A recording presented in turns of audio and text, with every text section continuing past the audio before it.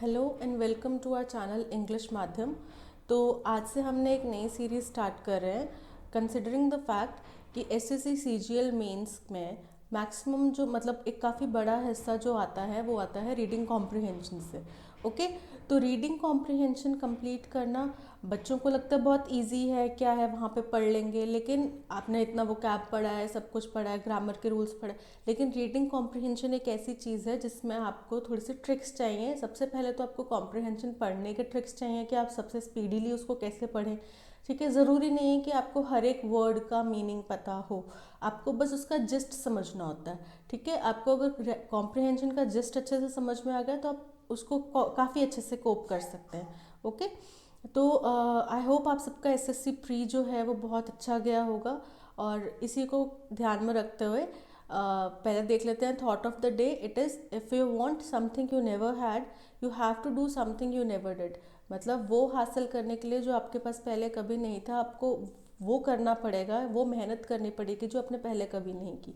Okay, ठीक है, let's with the session. So in what will chair, chair मतलब खुशी की बात, एक in what will chair the tourism industry and travellers, वो कौन सी बात है जो टूरिज्म इंडस्ट्री और ट्रैवलर्स को चेयर करेगी, वो है द गवर्नमेंट हैज़ अलाउड, यानी कि गवर्नमेंट ने अलाउ कर दिया, गवर्नमेंट ने परमिशन ग्रांट कर दी। किस चीज़ की परमिशन दे दी? फुल्ली वैक्सीनेटेड पैसेंजर्स, जो कि वो लोग जिनको दोनों डोजेस प्लस बूस्टर डोज, यानी कि जो फुल्ली वैक्सीनेटेड हैं, वो पैसेंजर्स फ्रॉम 82 कंट्रीज़, कोई 82 कंट्रीज़ की लिस्ट बनाई है गवर्नमेंट ने, उनमें से अगर कोई भी फुल्ली वैक्सीनेटेड पर्सन आता है तो क्या होगा?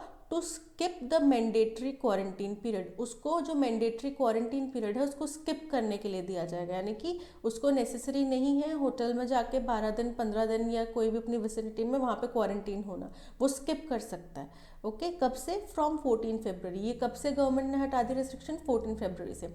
द रिक्वायरमेंट ऑफ कंपल्सरी, यानी कि जो रिक्वायरमेंट है ऑफ कंपल्सरी यानी ज़रूरी, ठीक है, on arrival testing for passengers, यानी कि ऑन अराइवल यानी कि आने पर जो पैसेंजर्स की टेस्टिंग होती है, किस चीज़ की? कोविड की टेस्ट करते थे। ठीक है, फ्रॉम सर्टन कंट्रीज, कुछ कंट्रीज में से आइडेंटिफाइड, कौन सी कंट्रीज? जिनको आइडेंटिफाई किया गया, जिनको बताया गया है कि as at risk has also been removed, यानी कि दूसरा जो रिस्ट्रिक्शन हटाया है वो ये हटाया है कि जो एट रिस्क वाली जो कंट्रीज़ हैं वहाँ से जो भी पैसेंजर्स आएंगे उनके और अराइवल टेस्टिंग कंपलसरी नहीं है अब। ओके, ये रिस्ट्रिक्शन हटा दिया है। तो दो रिस्ट्रिक्शन गवर्नमेंट ने हटाए हैं। दीज गाइडलाइंस, ये जो नियमांक हैं, from the ministry of health, ministry of health की तरफ से apply to countries with whom, उन कंट्रीज पे अप्लाई होते हैं जिनके साथ India has a pact, India has a pact of reciprocity, यानी कि रेसिप्रोसिटी का मतलब होता है लेन देन का, मतलब आपका जैसा आचरण रहेगा, व्यवहार रहेगा, वैसे ही हमारा। ओके, तो इंडिया का जिनके साथ में कोई भी एग्रीमेंट है, ठीक है, रेसिप्रोसिटी का, और इंक्लूड द यूके, और इसमें कौन कौन इंक्लूड होते हैं? यूके, द यूके यानी कि इंग्लैंड, द यूएस यानी United States, Canada, Australia and New Zealand, ये कंट्रीज, और those which see significant traffic, और वो कंट्रीज जहाँ से बहुतायत मात्रा में लोग इंडिया में आते हैं या इंडिया से जाते हैं। See significant traffic in and out of India. Currently, आज की डेट में, करेंटली मतलब अभी, India has air bubble agreement, India का एयर बबल अग्रीमेंट किसके साथ है? 35 कंट्रीज के साथ में। Okay, the government had earlier moved, government ने पहले फैसला लिया था to resume international flights from December 15 दिसंबर से इंटरनेशनल फ्लाइट्स चलाने का फैसला लिया था, but withdrew the decision due to Omicron variant, पर ये फैसला उन्होंने वापस ले लिया। क्यों? क्योंकि ओमिक्रॉन वेरिएंट आ गया उस टाइम पे, इसलिए। The tourism industry estimates that Covid has, tourism industry ने अंदाज़ा लगाया है कि कोविड-19 की वजह से उनको has caused losses of 150 lakh crore, उनको 150 लाख करोड़ तक के लॉसेज हुए हैं सिंस मार्च 2020 से, मार्च 2020 से अब तक के उनके इतने लॉसेज हो चुके हैं। प्रायर टू पेंडेमिक, यानी कि पेंडेमिक से पहले इंडिया हैड एटलीस्ट, इंडिया के कम से कम 1.1 करोड़ इनबाउंड टूरिस्ट, यानी इंडिया में आने वाले टूरिस्ट थे, एंड 2.7 करोड़ आउटबाउंड टूरिस्ट, यानी कि 2.7 करोड़ टूरिस्ट जो इंडिया से बाहर जाते थे एनुअली, यानी कि सालाना इतने लोग इंडिया में आते थे 1.1 करोड़, और 2.7 करोड़ इंडिया से बाहर जाते थे घूमने के पर्पज से इंडस्ट्री एस्टिमेट्स। ये कौन कह रहा है? ये इंडस्ट्री के एस्टिमेट्स कह रहे हैं, यानी कि इंडस्ट्री के जो डेटा निकले के आए हैं सामने वो कह रहे हैं। And the new relaxations appear to be in line, यानी कि जो नए रिलैक्सेशंस हैं वो इन लाइन, मतलब वो इसके सहयोग में काम करेंगे कि जो हमारा लॉस हुआ उसको रिकूप करे, है ना, और जो हमारी टूरिस्ट इंडस्ट्री है उसको वापस इन नंबर्स पे पहुंचाया जा सके। Okay, there are sound epidemiological reasons. Epidemiological होता है मेडिकल टर्म्स में, ये एक मेडिकल टर्म है, ब्रांच ऑफ मेडिसिन है, ठीक है। तो हमें अगर इसका मतलब नहीं भी पता तो हम इसको इग्नोर कर सकते हैं। देयर आर साउंड मतलब स्ट्रॉन्ग, ठीक है, स्ट्रॉन्ग रीजंस हैं इस डिसीजन के पीछे। क्या है वो reasons? India's daily trajectory of fresh covid cases, यानी कि इंडिया के जो रोज़ के डेटा आ रहा है, रोज़ का जो आंकड़ा आ रहा है फ्रेश कोविड-19 केसेस का, इज डिक्लाइनिंग, वो कम होता जा रहा है, ठीक है, वो गिर रहा है। From close to 3 lakh cases a day, मतलब कहाँ था वो पहले? 3 लाख केसेस, 3 लाख के अराउंड केसेस पर डे के रिकॉर्ड हो रहे थे on January 24 to around 58,000 cases a day now. अब कितने हो गए घट के? 58,000 केसेस। कितना ड्रास्टिक चेंज आया है ना, बहुत ज़्यादा ड्रास्टिक चेंज आया है इसमें। और उससे भी ज़्यादा बात है कि ये जो ग्राफ है, ये जो स्लोप आया है, बहुत ही स्टीप है, एकदम से स्लोप आया है। It bears remembering that this precipitous fall, यानी कि इससे हमें ये याद रखना चाहिए कि ये जो प्रेसिपिटस एकदम स्टीप फॉल आया है, the speed of which is unusual, इसकी जो स्पीड है बहुत अनयूजुअल है। कंपेयर्ड, अनयूजुअल मतलब बहुत ही, हमने ऐसा सोचा नहीं था जितनी उसकी स्पीड हुई है, मतलब जितनी स्पीड से वो गिरा है इतनी गिरावट हमने सोची नहीं थी कंपेयर टू प्रीवियस वेव्स, और प्रीवियस वेव्स में भी इतनी तेज़ी से गिरावट नहीं आई थी। Is also due to change in testing, मतलब हमें ये ध्यान रखना चाहिए कि ये जो फॉल हुआ है, जिसकी गिरावट इतनी तेज़ है, वो ये इसलिए भी है तेज़ क्योंकि हमारा जो टेस्ट लेने का एटीट्यूड है, यानी कि जो हमारे टेस्टिंग सिनेरियोज है वो चेंज हुए हैं, ठीक है। The easy availability of rapid antigen test, यानी कि जो रैपिड एंटीजन टेस्ट हमें अब इजीली मिल जा रहे हैं, ठीक है, वो that can be self administered, जिनको हम खुद भी देख सकते हैं। सेल्फ एडमिनिस्ट्रेड मतलब हम उनके ऊपर खुद भी एक्शंस ले सकते हैं।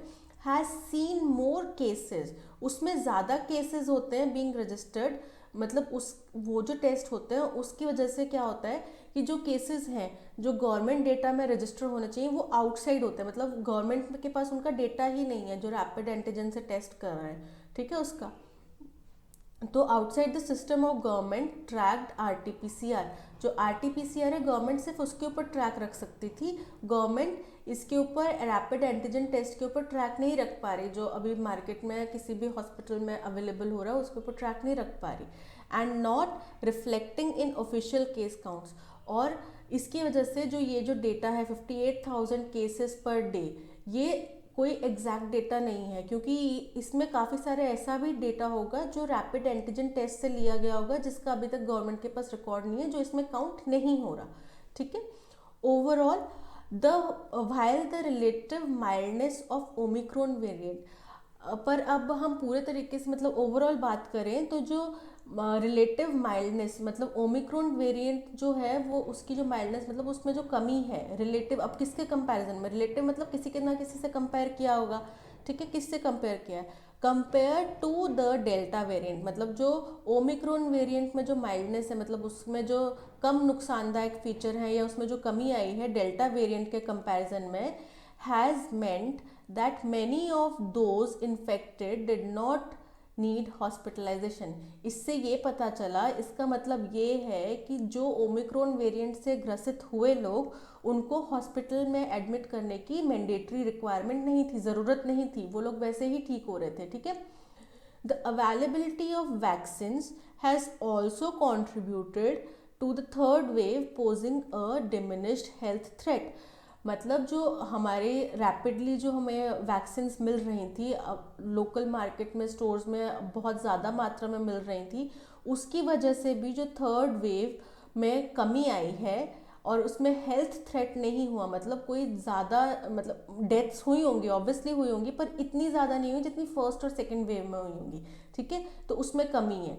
वो क्यों भी है, क्योंकि हमारे पास वैक्सीन जो है वो अवेलेबल थी।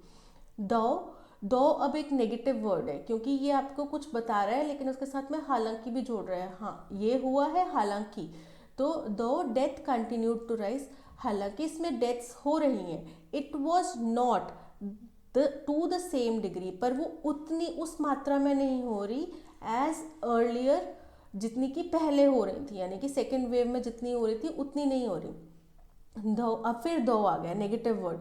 फिर नेगेटिव क्या आ गया कि ये तो हम बोल रहे हैं कि डेथ्स उतनी नहीं हो रही जितनी हो रही थी, लेकिन अब इसमें आगे देखते हैं क्या कंडीशन है। A full reckoning will take more time, लेकिन इसके ऊपर पूरा पूरा डेटा देना अभी इस पे ज़्यादा टाइम लगेगा। कब? और टाइम लगेगा after excess death tallies from states start to become public. अब राइटर कह रहा है कि अभी तक जो स्टेट्स में जो डेथ्स हुई हैं उनकी जो आंकड़ा है वो पब्लिकली अवेलेबल, पब्लिक डोमेन में अवेलेबल नहीं है। हमें नहीं पता पर स्टेट में कितनी डेथ्स हुई हैं। तो इसके ऊपर कि हाँ मतलब डेथ्स तो है पर उतनी नहीं है जितने पहले हो रही थी, इसके ऊपर भी अभी हम फुल गारंटी के साथ में नहीं बोल सकते कि हम फुली क्लेम नहीं कर सकते कि उतनी डेथ्स नहीं है, क्योंकि हमारे पास अभी पूरा प्रॉपर डेटा ही नहीं है। Finally, the varied results internationally from booster doses, मतलब बूस्टर डोजेस लगने के बाद में भी जो इंटरनेशनल रिजल्ट्स हमने देखे हैं उसमें जो विविधता देखी है, वेरिड मतलब विविधता देखी है, विविध रिजल्ट देखे हैं, in that they were not enough to deter transmission. इसमें ये पता चला कि बूस्टर डोज जो है वो इसको रोकने में कारगर साबित नहीं हो रहे। डिटर मतलब रोकना, ट्रांसमिशन मतलब इसके फैलाव को रोकना। ओके, तो इसके फैलाव को रोकने में वो इतने कारगर साबित नहीं हो रहे। तो इससे क्या हुआ? Have led to a broader acceptance that the corona virus can not. इससे हमें एक बड़े हमें बड़े भारी मन से ये एक्सेप्ट करना पड़ गया, मान लेना पड़ा कि corona virus can not be eliminated bye vaccine alone, कि कोरोना वायरस सिर्फ वैक्सीन से नहीं हटाया जा सकता, बट कैन बी रिपेल्ड, पर उसको कैन बी रिपेल मतलब उसको भगा दूर किया जा सकता है ओवर टाइम। मतलब ये टाइम कंज्यूमिंग प्रोसेस है, इसको टाइम के साथ ही ठीक किया जा सकता है, दूर किया जा सकता है with a mix of approaches. इसमें बहुत ज़्यादा मतलब कहते हैं ना दवा के साथ साथ दुआ भी काम है। अब किसी ने मेडिसिन तो ले ली लेकिन उसके साथ में वो घरेलू नुस्खे भी आजमा रहा है तो उसको जल्दी असर हो रहा है। ठीक है, तो अब क्या क्या अप्रोचेस हैं? Such as wearing mask, mask पहनना, वैक्सीनेशंस लगवाना एंड एक्सेप्टिंग शॉर्ट लॉकडाउन्स, और छोटे छोटे लॉकडाउन्स को एक्सेप्ट करना।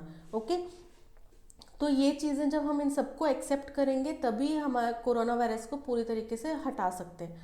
More over there is also no situation where herd immunity will ensure elimination of virus. मतलब और ये भी सामने आया है कि अभी तक ऐसी कोई सिचुएशन नहीं आई जिसमें कि बढ़ी हुई इम्यूनिटी, किसी की मतलब इम्यूनिटी अच्छी होने से ये गारंटी मिल जाए कि उसको वायरस को एलिमिनेट कर सकते हैं हम। ठीक है, वायरस को एलिमिनेट करने के लिए हर्ड इम्यूनिटी का ऐसा कोई सिचुएशन, ऐसा कोई मामला सामने नहीं आया कि हर्ड इम्यूनिटी होने से आपका वायरस जो है वो हट जाएगा, उसको हम हटा सकते हैं। बल्कि as breakthrough infection and reinfection are rife, मतलब ब्रेक थ्रू इन्फेक्शन और री इन्फेक्शन मतलब दोबारा इन्फेक्शन होने के चांसेस जो है उसके जो मामले हैं वो बढ़े ही हैं। ठीक है, तो the opening of schools and normalising of air travel, मतलब स्कूल्स खुलना और एयर ट्रैवल को नॉर्मलाइज करना, ये इम्प्लाई करता है, imply that the world must learn, ये इम्प्लाई करता है कि दुनिया को ये सीखने की ज़रूरत है to prioritise equitable health care. मतलब इक्विटेबल मतलब हेल्थ केयर मतलब कि हमें अपने हेल्थ केयर इंडस्ट्री में ज़्यादा शोध करने की ज़रूरत है, उसको ज़्यादा बेटर बनाने की ज़रूरत है। ठीक है, एंड इम्प्रूव हाइजीन, और अपनी हाइजीन के ऊपर ध्यान रखने की। अब हाइजीन ये नहीं कि सैनिटरी हाइजीन या टॉयलेट हाइजीन की आप बात करें, यहाँ पे हम बात करें वॉश योर हैंड्स, ठीक है। और स्नीज करते टाइम या कफ करते टाइम, सर्दी मतलब छींकते वक्त या खांसते वक्त रुमाल रखना, ये हाइजीन की बात करें, ठीक है। अब बार बार चीज़ों को टच नहीं करना या सैनिटाइज करना, इन हाइजीन की बात करें, ओके। येट मूव फॉरवर्ड, कि हमें अपने हेल्थ केयर को इक्विप करने की ज़रूरत है, अपने हाइजीन को इम्प्रूव करने की ज़रूरत है, लेकिन साथ में हमें आगे भी बढ़ना है। कैसे बढ़ना है? Reclaim and repair the social economic remnants of pre pandemic period, यानी कि पेंडेमिक पीरियड से पहले के जो सोशल और इकोनॉमिक अवशेष बचे हुए हैं, गलत चीज़ें, जो गलत अवधारणाएं बची हुई हैं, उनको हमें परखना पड़ेगा, उनको हमें ढूंढना पड़ेगा, उनको रिपेयर करना। Which of the following statement is not correct, ठीक है। यहाँ पे अब करेक्ट की बात नहीं आ रही है, नॉट करेक्ट की बात आ रही है। बच्चे कई बार इसमें गलती करते हैं कि वो करेक्ट स्टेटमेंट को टिक करके नॉट के ऊपर ध्यान नहीं देते, करेक्ट को स्टेटमेंट को टिक करके आगे बढ़ जाते हैं, ठीक है। पहला स्टेटमेंट देख लेते हैं। The government withdrew its order to resume international flight due to emerging omicron variant in December. हमने अभी पैराग्राफ में पढ़ा कि गवर्नमेंट ने पहले डिसीजन लिया था कि दिसंबर से वो स्टार्ट करेंगे, राइट। तो दिसंबर से जब वो स्टार्ट करने वाले थे, तो उसमें क्या हुआ कि उनने बाद में ओमिक्रॉन वेरिएंट आ गया, उन्होंने अपना फैसला वापस ले लिया फ्लाइट्स को स्टार्ट करने का, ठीक है। तो ये स्टेटमेंट तो करेक्ट है। Tourism suffered more due to pandemic, मतलब टूरिस्ट इंडस्ट्री में बहुत ज़्यादा सफ़र किया है पैंडेमिक की वजह से, ये बात भी सही है, इसमें भी कोई गलत बात नहीं। According to guideline from ministry of health, traveller from any country does not require to pursue mandatory quarantine period. अब ये बोल रहे हैं कि मिनिस्ट्री ऑफ हेल्थ की गाइडलाइन के अनुसार किसी भी देश के ट्रैवलर को मैंडेटरी क्वारंटीन नहीं करना पड़ेगा, बट ये गलत है। एनी कंट्री नहीं, वहाँ पे लिस्ट ऑफ 82 कंट्रीज बताई है गवर्नमेंट ने कि इन 82 कंट्रीज से आने वाले लोगों को हमें मैंडेटरी क्वारंटीन में भेजने की ज़रूरत नहीं है, ठीक है। तो कौन सी स्टेटमेंट इनकरेक्ट हो गई? ये वाली statement, C is the statement that is incorrect. Third wave is not posing severe threat to public life as compared to previous one. अब ये तो सही स्टेटमेंट है जो हमने पैराग्राफ के अकॉर्डिंग पढ़ा कि थर्ड वेव में इतना ज़्यादा थ्रेट नहीं हुआ लाइफ को, ठीक है। डेथ हुई लेकिन इतनी ज़्यादा नहीं as compared to previous one, मतलब सेकेंड वेव से कंपेयर करें तो ये भी सही है। तो यानी कि option is the correct answer. Option C is the correct answer. Okay. Next question. According to editorial, how can we eradicate the coronavirus? मतलब हम कोरोना वायरस को कैसे हटा सकते हैं? First is through vaccination, herd immunity, by following Covid appropriate behaviour, acceptance of short lockdown. अब देखो हमने पढ़ा है वैक्सीन लगाना ज़रूरी है, ठीक है, लेकिन पूरे तरीके से नहीं हट सकता। हमने बोला मिक्स ऑफ हमें चाहिए, बिहेवियर चाहिए, मिक्स चाहिए, है ना। तो मिक्स अप्रोच क्या है? उसमें हर्ड इम्यूनिटी का तो कहीं भी जिक्र नहीं आ रहा, तो ये एक गलत ऑप्शन है। यानी कि फर्स्ट, थर्ड और फोर्थ ये ऑप्शन सही है। तो कौन से में आ रहा है फर्स्ट, थर्ड और fourth? Option B. Answer B is the correct answer. What are the factors which make the decision of health ministry sensible? वो कौन से फैक्टर्स हैं जो हेल्थ मिनिस्ट्री के डिसीजन को सही डिसीजन ठहराते हैं? ठीक है, पहला है the tourism sector suffering huge losses due to travel restriction, कि टूरिज्म इंडस्ट्री में ट्रैवल रिस्ट्रिक्शन की वजह से बहुत ज़्यादा लॉसेज झेले हैं। सही है, हमने पढ़ा है कि टूरिज्म इंडस्ट्री में 150 लाख करोड़ का लॉस झेला। ठीक है, India's daily trajectory of fresh covid cases is declining, कि इंडिया में रोज़ के जो कोविड-19 केसेस हैं उनमें कमी आई है, ये भी सही है। अब क्या ये सही है टू अचीव हर्ड इम्यूनिटी? मतलब हमने हेल्थ केयर इसलिए खोल दिया ताकि हमें हर्ड इम्यूनिटी मिल जाए? नहीं, ये गलत है। तो ऑप्शन ए, जिसमें 1 और 2 ओनली, तो option A is correct answer. Okay. Fourth, what would be probable reason behind low positivity rate in India? यानी कि इंडिया में घटते केसेस का रीजन क्या है? The large section of India achieved herd immunity, हमने वो पता किया कि हर्ड इम्यूनिटी अकेले इसको नहीं घटा सकते, ऐसा कोई रीज़न सामने नहीं आया, अभी तक कोई सिचुएशन सामने नहीं आई। ठीक है, तो ये गलत है। The easy availability of rapid antigen test can be self administered, हाँ ये पॉइंट हमने एक पढ़ा था, तो ये एक वैलिड पॉइंट है। ठीक है, नेक्स्ट देख लेते हैं। Break through infections and re infections are not रिफ, यहाँ पे बोल रहे हैं नॉट रिफ, जबकि हमने पढ़ा दे आर रिफ, तो ये भी एक गलत स्टेटमेंट है ना।